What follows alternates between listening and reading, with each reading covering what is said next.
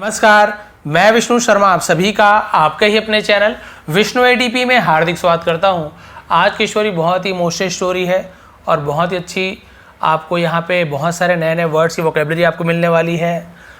यहाँ पे आपको प्रोनाउंसिएशन, सही उच्चारण सीखने को मिलेगा। टेंस से रिलेटेड बहुत सारी चीज़ें आपको बताने वाला हूँ। वर्ब्स के फॉर्म्स, पॉजिटिव वर्ब्स और भी बहुत सारी ऐसी ग्रामेटिकल पोर्शन भी यहाँ पे कंप्लीट करने वाले हैं। तो चलिए स्टार्ट करते हैं आज की स्टोरी, जिसका टाइटल है mother's love for a boy. Mother's, यहाँ पे अपॉस्ट्रोफी कॉमा लगा है, यानी माँ की, काकी के अपॉस्ट्रोफी का मतलब होता है। मदर्स लव यानी माँ का प्यार, फॉर यानी के लिए, अ बॉय यानी एक लड़के के लिए, या फिर बच्चा भी बोल सकते हैं, बट एक लड़के के लिए माँ का प्यार। चलिए देखते हैं वो लड़का कौन था और माँ का प्यार कैसा था। One day Thomas Edison came home and gave a paper two his mother. एक दिन थॉमस एडिसन, ये थॉमस एडिसन कौन थे? ये थे जो इलेक्ट्रिक जो पावर होती है ना, बिजली वगैरह है ना, इनके वो आविष्कारक थे, खोज इन्वेंटर थे और अमेरिका में थे। तो ये बहुत बड़े वैज्ञानिक थे, ठीक है। तो एक बार थॉमस एडिसन केम होम, अब कम नहीं लिखा हुआ है, केम लिखा हुआ है, क्योंकि पास्ट इंडेफिनिट टेंस है तो वहाँ पे वर्ब का सेकंड फॉर्म का यूज़ होता है। केम यानी आए, होम यानी घर। अब होम के आगे प्रेपोजिशन टू नहीं लगता है, यही होता है to house, to the market, to school, तो वहाँ पे टू प्रेपोजिशन यूज़ होता है। बट होम है तो वहाँ पे टू का यूज़ नहीं करते हैं ज़्यादातर, आप देखेंगे। तो एक दिन थॉमस एडिसन अपने घर आए एंड और gave a paper two his mother. Gave दिया, यहाँ पर भी प्रेजेंट पास्ट इंडेफिनिट टेंस का सेंटेंस है, इसलिए यहाँ पर भी गेव का वर्ब का सेकेंड फॉर्म गेव का यूज़ हो। गिव, गेव, गिवन, तो हम गेव का यूज़ करेंगे। दिया, गिव यानी देना, तो गेव यानी दिया। अब पेपर यानी होता है कागज। टू हिज मदर, अपनी माँ को। हिज यानी उसकी या अपने के लिए भी यूज़ करते हैं। अपनी माँ को एक पेपर का टुकड़ा पेपर दिया। ही टोल्ड हर, उसने, हर यानी उसे, टोल्ड यानी कहा। टेल का सेकेंड फॉर्म होता है टोल्ड, है ना। तो यहाँ पे आप देखेंगे ही है, इसलिए टोल्ड लिखा हुआ है, क्योंकि ये पास्ट इंडेफिनिट टेंस है। ये प्रेजेंट टेंस होता तो ही टेल्स हो जाता, टेल नहीं होता, ही टेल्स, क्योंकि एस से एस लगता है प्रेजेंट इंडेफिनिट टेंस में, जिसे प्रेजेंट सिंपल टेंस भी कहते हैं। ही टोल्ड हर, है ना, उसने उससे कहा। My teacher gave this paper to me, मेरे शिक्षक ने, गेव यानी दिया है, दिस पेपर यानी इस पेपर को, कागज को, टू मी यानी मुझे। प्रेपोजिशन टू का यूज़ हो रहा है, किसे दिया, कहाँ दिया, वो जगह का नाम, आदमी का नाम, तो संबंध बताता है तो प्रेपोजिशन टू का यूज़ करते हैं। मुझे दिया, मेरे शिक्षक ने पेपर को। एंड और told me to only give it to my mother, और कहा, मी यानी मुझे, टू ओनली गिव यानी सिर्फ देने के लिए, इट यानी इसे, टू प्रेपोजिशन यूज हो, माई मदर मेरी माँ को, और कहा कि इसे केवल अपनी माँ को ही देना, मेरी माँ को ही देने के लिए कहा है और किसी को देने के लिए नहीं कहा है। हिज मदर्स आइज, उसकी, है ना, माँ की आंखें, यहाँ पर अपॉस्ट्रोफी है, मदर्स, यहाँ पे कॉमा नहीं होता और मदर्स लिखा होता है ना, एस लिखा, तो मदर्स यानी बहुत सारी माँ, ऐसे हो जाता, प्लूरल बन जाता, बट ये कॉमा लगा हुआ है तो अपॉस्ट्रोफी यानी का की ऊपर बताया हूँ आपको। तो उनकी माँ की जो आंखें, वर यानी थी, टीयरफुल यानी क्या होता है, आंसुओं से भरा हुआ, आंसुओं से भर गई थी। एज यानी जैसे ही, सी रेड, उसने पढ़ा। अब आप बोलेंगे सर रीड लिखा हुआ, रेड क्यों पढ़ रहे हैं? क्योंकि रीड तीनों फॉर्म रीड लिखा होता है, बट प्रोनाउंसिएशन की बात आती है, उच्चारण की, तो रीड, रेड और रीड होता है। तो फिर यहाँ पे आप देखेंगे कि ये जो रेड है ना, तो हम यहाँ पर रेड का यूज़ कर रहे हैं। ये आपका वर्ब का सेकंड फॉर्म होता है, रेड पढ़ेंगे। कैसे पता चला? क्योंकि पास्ट की स्टोरी है, उसने पढ़ा इसलिए, है ना। और यदि प्रेजेंट में होता तो भी रीड नहीं होता, क्या होता पता है, सी रीड्स होता, वहाँ पे एस या ई एस लगता है, तो ये समझ आ जाता है। तो उसने पढ़ी द लेटर, चिट्ठी को, आउट यानी बाहर निकाल के, लाउड यानी तेज आवाज में, टू हर चाइल्ड यानी अपने बच्चे के सामने, अपने बेटे के सामने तेज आवाज में पढ़ी। अब चिट्ठी में क्या लिखा होता है देखिए, your son is a genius, आपका बेटा, इज यानी है, अ यानी एक, जीनियस यानी बुद्धिमान, बहुत ज़्यादा होशियार है, बुद्धिमान है आपका बेटा, बुद्धिमान है। This school is too small, यह विद्यालय, इज यानी है, टू यानी बहुत ज़्यादा को भी टू का यूज़ करते हैं, और टू यानी भी होता है, लव यू टू, मैं भी आपसे प्यार करता हूँ, ये वाला टू अलग है। और एक टू यानी टू स्मॉल, बहुत छोटा, टू लार्ज, बहुत बड़ा, टू मच, अरे बहुत ज़्यादा हो गया। तो बहुत सारी चीज़ें हैं जहाँ पे टू यानी बहुत होता है। तो बहुत छोटी है, फॉर हिम उसके लिए, स्कूल बहुत छोटी है उसके लिए। And doesn't have enough good teachers, और डजंट यानी डज नॉट नहीं है, क्या हैव यानी होता है किसी के पास कुछ चीज होना, क्या नहीं है इनफ, इसे इनॉग नहीं पढ़ेंगे इनफ पढ़ेंगे, बहुत सारे इनॉग मैंने देखा है तो ये गलत प्रोनाउंसिएशन है, इनफ पढ़ते हैं, इनफ यानी पर्याप्त मात्रा में, काफ़ी ऐसे बोलते हैं। तो हमारे पास काफ़ी या है ना पर्याप्त मात्रा में गुड टीचर्स यानी अच्छे शिक्षक, फॉर ट्रेनिंग हिम, फॉर यानी के लिए, ट्रेनिंग यानी प्रशिक्षित करने के लिए, हिम यानी उसे, तो उसे सिखाने के लिए हमारे पास पर्याप्त मात्रा में शिक्षक नहीं है। Please teach him your self, कृपया, टीच यानी सिखाओ या पढ़ाओ, हिम यानी उसे, योर सेल्फ यानी अपने आप खुद से ही, आप खुद से ही उसे पढ़ाइए। हमारे स्कूल की बस की बात नहीं, बहुत होशियार है, अच्छे टीचर नहीं उसे ट्रेन करने के लिए, आप खुद उसे पढ़ाइए।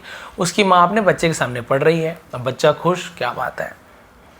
Many years after Edison's mother had died, बहुत है ना सालों के बाद एडिसन की माँ had died, had के साथ वर्ब का थर्ड फॉर्म है ना, तो ये क्या होता है, हम इसे बोलते हैं पास्ट परफेक्ट टेंस, दिया था, लिया था, चुका था, चुकी थी, इस प्रकार से। तो बहुत सालों बाद उसकी माँ मर गई या मृत्यु हो गई ऐसे बोलेंगे। Edison had become one of the greatest inventors of the century, Edison had become यानी हो गया, बन गया, ये भी पास्ट परफेक्ट टेंस है। वन ऑफ द ग्रेटेस्ट यानी महान, सबसे महान है ना, सबसे महान वैज्ञानिकों में से एक। इन्वेंटर्स यानी क्या होता है, अब हिंदी में से बोलते हैं खोजकर्ता, आविष्कारक, अन्वेषक, बहुत सारी हिंदी इसकी वोकैबुलरी मतलब होती है। तो यहाँ पे बोल सकते हैं जो सबसे महान जो खोजकर्ता थे, जो वैज्ञानिक थे है ना, जो आविष्कारक थे, उनमें से एक, तो वन ऑफ द यानी उनमें से एक, वन ऑफ द उनमें से एक, तो उनमें से एक था। ऑफ द सेंचुरी, सेंचुरी यानी क्या होता है, शताब्दी, 100 सालों को शताब्दी कहते हैं, 10 सालों को दशक कहते हैं। तो शताब्दी में जो सबसे महान वैज्ञानिक बने, आविष्कारक बने, उनमें से वो एक बन गए थे। वन डे, एक दिन, he was going through the old closet, he was going, अब वॉज या वर्ग के साथ यदि आईएनजी फॉर्म है वर्ब का, तो ये पास्ट कंटिन्यूअस टेंस और रहा था, रही थी ऐसे यूज करते हैं।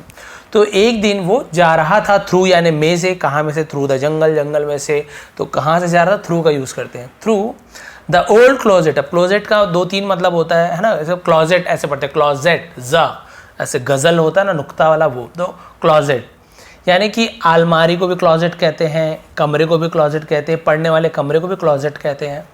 तो एक पुराने कमरे से बोल देते हैं ना, वहां से गुजरा।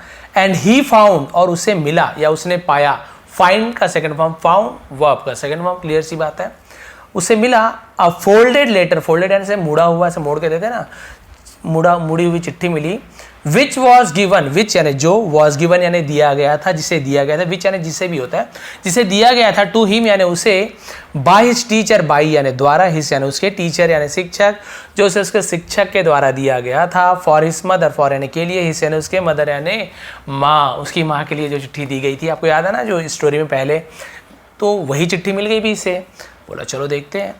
ही ओपन इट, उसने, ओपन यानी खोला, ओपन का सेकंड फॉर्म ओपन, इट यानी इसे भी होता है, उससे भी होता है। यदि प्रेजेंट में यूज करना है तो इसे, और पास्ट में यूज करना है इट को तो उससे बोलेंगे। और इट का यूज होता है जब किसी का जेंडर नहीं पता है, हमें बेबी है जैसे, तो इट इज अ बेबी बोलेंगे, ही इज अ बेबी या सी इज अ बेबी नहीं बोलेंगे, क्योंकि हम उसे जेंडर नहीं पता है, तो भी इट का यूज करते हैं। बहुत सारी चीजें हैं। तो उसने उसे खोला। The message return on the letter, message यानी होता है संदेश, जो लिखा हुआ था संदेश, रिटर्न लिखा हुआ था, right road return third form, on यानी पर, द लेटर चिट्ठी पर जो मैसेज लिखा था, वॉज यानी था, क्या था देखिए, माँ ने क्या पढ़ा था और यहाँ पे क्या लिखा हुआ आप देखेंगे। Your son is mentally ill, आपका बेटा इज यानी है, मेंटली यानी क्या होता है, दिमागी तौर पे, इल यानी वैसे बीमार होता है, दिमागी तौर पे बीमार है, जैसे मानसिक रोगी होते हैं ना, उसे भी मेंटली इल बोलते हैं। तो आपका बेटा मानसिक तौर पे बीमार है। We can not let him attend our school anymore, we can not, हम, कैन नॉट यानी नहीं कर सकते, कैन यानी सकना, नॉट यानी नहीं, हम क्या नहीं कर सकते, लेट हिम यानी होने देना। लेट का यूज कब करते हैं, जब पॉजिटिव वर्ब्स हम बनाते हैं, यानी वो कुछ काम नहीं कर रहा, कोई उसे कुछ काम करने देना चाहता है, नहीं करने देना चाहता है, कोई उससे काम करवाता है, तो पॉजिटिव वर्ब्स का यूज करते हैं, जैसे कि मेक का यूज करते हैं, लेट का यूज करते हैं, ऐसे बहुत सारी चीजें। तो हम उसे अटेंड करने नहीं दे सकते, अटेंड यानी क्या होता है, वहाँ शामिल करने, है ना, उपस्थित होना वहाँ शामिल नहीं दे सकते। अवर स्कूल, हमारे स्कूल में एनीमोर, यानी इसके आगे और भी एनीमोर बोलते हैं, इसके बाद हम बिल्कुल भी इसे अटेंड नहीं करने दे सकते। ही इज़ एक्सपेल्ड, ही यानी वह, इज यानी है। एक्सपेल्ड का मतलब क्या होता है? एक्सपेल्ड का मतलब होता है निष्कासित कर देना, खारिज कर देना, स्कूल से निकाल देना। इसे निष्कासित किया जाता है, निकाल दिया है। एडिसन बिकेम इमोशनल, देखिए उसकी माँ ने क्या पढ़ा था कि तो आपका बेटा इतना होशियार है कि हमारे स्कूल इतना छोटा है, हमारे टीचर बहुत कम है, हम इसे नहीं पढ़ा सकते, आप इसे घर में पढ़ाइए।